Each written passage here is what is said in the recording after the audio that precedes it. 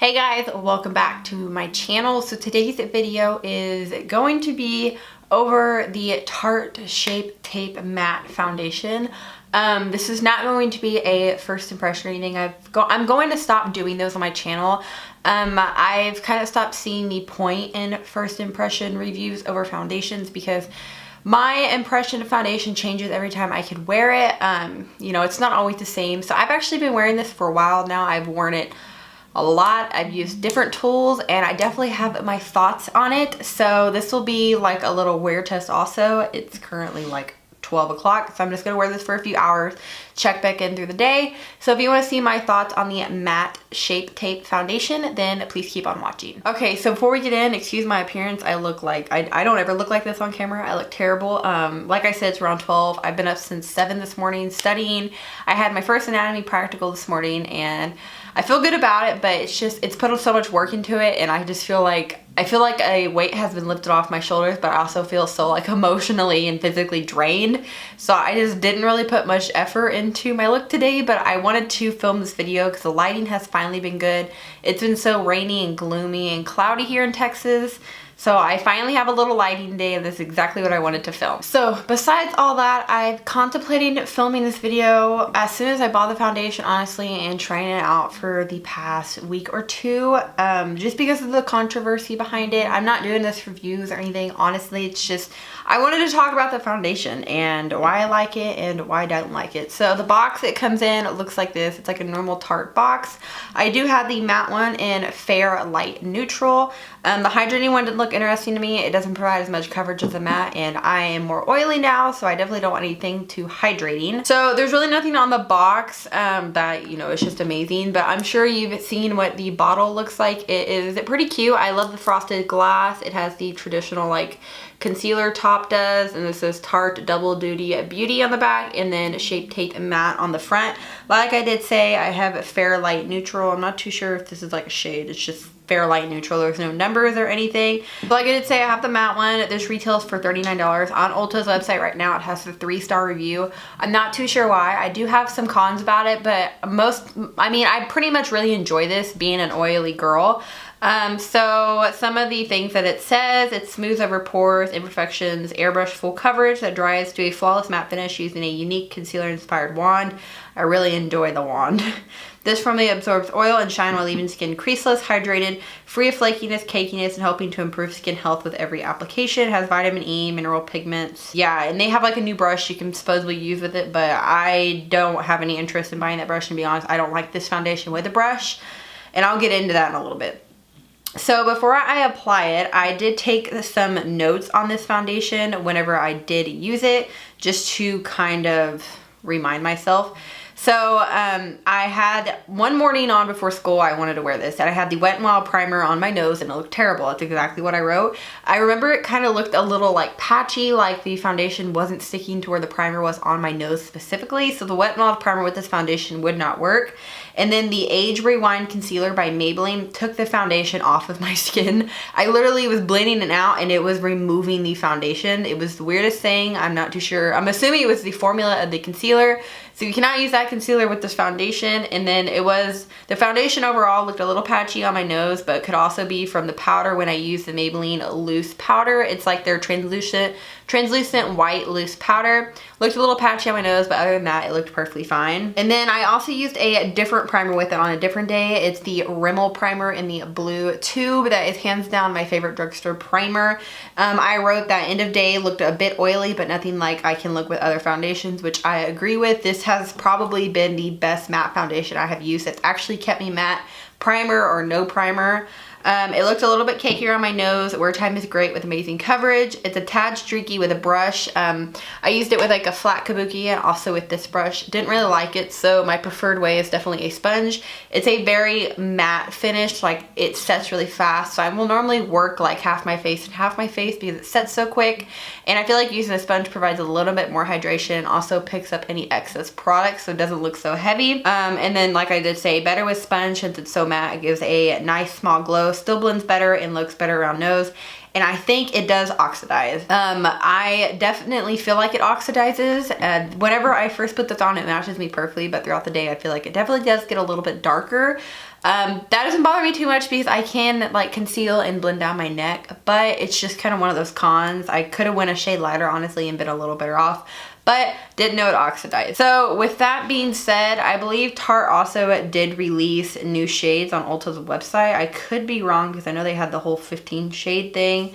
They have 18 colors right now, and that's okay, but being a big brand like Tarte is, you know, you expect something, like when Fenty Beauty released, everybody, I feel like she set such a high standard for foundations, like there's no topping that. I feel like it's such a broad range of colors and undertones that I feel like everybody's expected to do that now. If you're a high-end brand and you have the mass amount of money and you can put out that amount of product, you're kind of expected to do something like that. So hopefully Tarte does step up their game.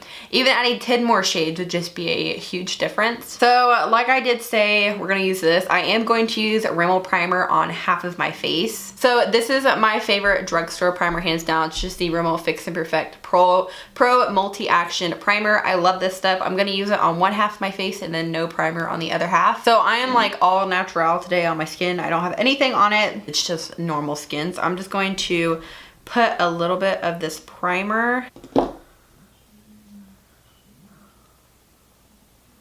And while I let that sit in, I will be using a beauty blender. I've used this with other sponges. The only reason I'm using this is because this one's dirty and all of my other sponges are currently clean right now.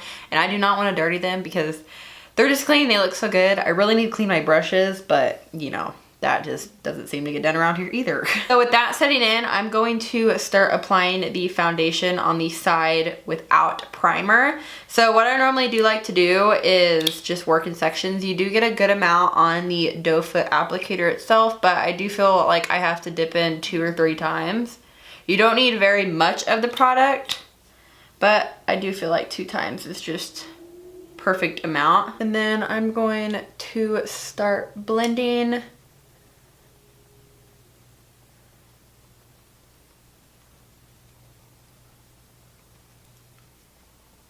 On my skin, I definitely think you could get away using this foundation without a primer. Since it is so matte is what I'm trying to say, I really don't feel like I need to use a primer with it. That's why I wanted to do one side without it, one side with it. Definitely blends out quick with your sponge. That's what I like, so you don't have to work. You can work fast, but a sponge makes it easy. And this is one layer. You can get pretty good coverage off of it compared to this side right here. You can still see this little spot right here, but I'll normally put some concealer over that anyways. I don't know why that's still here. I figured it would go away by now, but it has not. And it's completely matte. It's not tacky. There's really nothing to it, and I just like it with the sponge better because you can still just see a little bit of a glow, so it's not completely matte, but it will set down. And then going on to the other side, and I definitely see myself repurchasing this foundation because it is such a great matte foundation. I feel like I've been struggling ever since I became oily to find a good matte foundation or a good matte primer. It's just a little difficult. I did buy the Becca Ever Matte Primer, but that is high end. It's like over $30, and to be completely honest, I don't want to keep buying it for $30. It's a great primer, but it's just hard to find stuff for like oily skin people. I feel like everything normally has like a natural dewy finish, and it's like, well, yeah, but what about people with oily skin? We need matte finishes. So with the primer, I feel like it definitely does blend out easier with the primer. You can get away with it blending it out without a primer, but I feel like the primer kind of just aids it a little bit more. You do get the same exact finish, so yeah, this is one coat over my whole entire face. I have to say it also looks pretty dang good. I really don't have any problems or complaints when I first apply this product. It sets really nicely. Like I did say, you really don't even have to set it with powder. I do have these pesky little forehead lines up here, and everything I ever put on my face always settles into those lines. This foundation does do that, but I've just come to accept the fact that everything will settle into them. But I honestly, like, I can't get over how flawless my face looks right now and how matte, and just like, it just looks so good to me. I'm so happy with the way this matte foundation looks. Like I did say, I feel like it definitely does oxidize just a little bit. It's not an exact color match for me, but normally when I apply concealer and everything, it does look better. So it is currently 12:20. I'm going to finish up the rest of my face and everything, and then I will probably come back towards the end of the day and just do a check-in for you. That way you can see what the foundation looks like at the end of the day with primer in, without.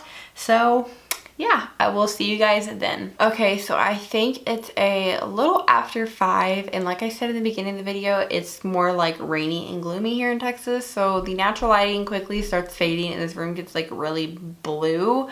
So I wanted to do the last check-in for the foundation currently right now.